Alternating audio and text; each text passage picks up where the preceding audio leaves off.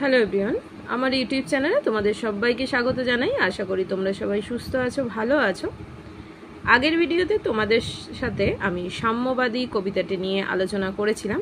আজকে এই সাম্যবাদী কবিতাটিরই কিছু এমসিকিউ নিয়ে তোমাদের সাথে আলোচনা করছি। ভিডিওটাকে কেউ স্কিপ না করে পুরো দেখতে থাকো। দেখো, 1 নম্বরে কি লিখেছি, সাম্যবাদী কবিতাটি কবির যে কাব্যগ্রন্থ থেকে নেওয়া হয়েছে সেটা কি, সেটা হচ্ছে সাম্যবাদী। বিভিন্ন যুগে অবতীর্ণ মহাপুরুষকে বলা হয় যুগাবতার। 3 নম্বরে সাম্যের গান বলতে বোঝানো হয়েছে সমতার গান। আমরা পড়ানোর সময় এগুলো মোটামুটি আলোচনা করেছিলাম। আজকে এই এমসিকিউগুলো তাও তোমাদের সাথে একবার আলোচনা করে দিচ্ছি। যে এমসিকিউগুলো দিলাম সেগুলো ছাড়া যদি আরও এমসিকিউ তোমাদের লাগে অবশ্যই কমেন্ট বক্সে জানিও।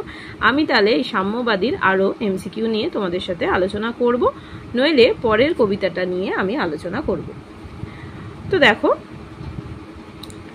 4 হচ্ছে কনফুসিয়াস ছিলেন একজন সৈনিক দার্শনিক। 5 যুগাবতার বলতে বোঝায় বিভিন্ন যুগের মনীষীগণ। ত্রিপিটক যাদের পবিত্র ধর্মগ্রন্থ। আমরা জানি যে ত্রিপিটক হচ্ছে বৌদ্ধদের পবিত্র ধর্মগ্রন্থ।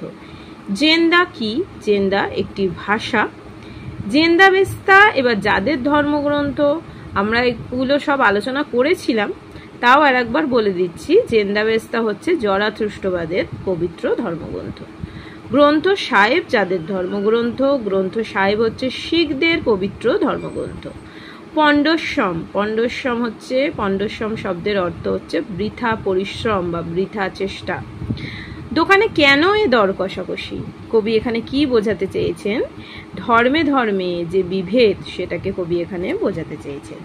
দেউল শব্দটির অর্থ, দেউল শব্দটির অর্থ মন্দির। দেখো 13 নম্বরে কি লিখেছি, বাঁশির কিশোর হলেন। বাঁশির কিশোর এখানে কে? শ্রীকৃষ্ণ। 14 নম্বরে দেখো, মানবের মহাবেদনার ডাক শুনে রাজ্য ত্যাগ করেন। তো রাজ্য ত্যাগ করেছিলেন, মানবের মহাবেদনার ডাক শুনে রাজ্য ত্যাগ করেছিলেন কে? শাক্যমুনি।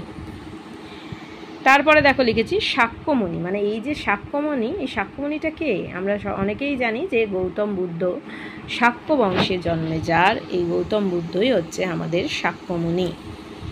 16 নম্বরে লিখেছি, অমৃত হিয়ার নিভৃত অন্তরালে হাসেন। অমৃত হিয়ার নিভৃত অন্তরালে হাসেন কে? দেবতা ঠাকুর। এই যে হিয়া, হিয়া শব্দটির অর্থ কি? হিয়া শব্দটির অর্থ হচ্ছে হৃদয়। তারপরে দেখো, নিজ প্রাণ খুলে দেখলে পাওয়া যাবে। নিজ প্রাণ খুলে দেখলে কি পাওয়া যাবে? সকল শাস্ত্র।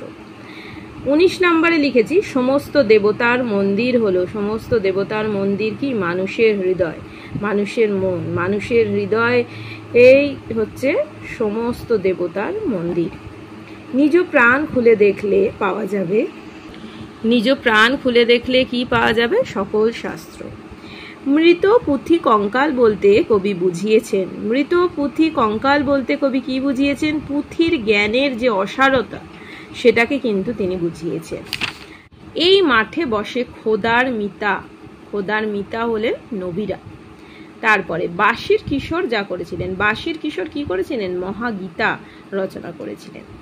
যার চেয়ে বড় মন্দির কাবা নাই। কিসের চেয়ে বড় মন্দির কাবা নাই? হৃদয়ের চেয়ে। তারপরে দেখো, যেখানে এসে সকল রাজমুকুট লুটিয়ে পড়ে, আমরা জানি কোথায় এসে সকল রাজমুকুট লুটিয়ে পড়ে? হৃদয়ে।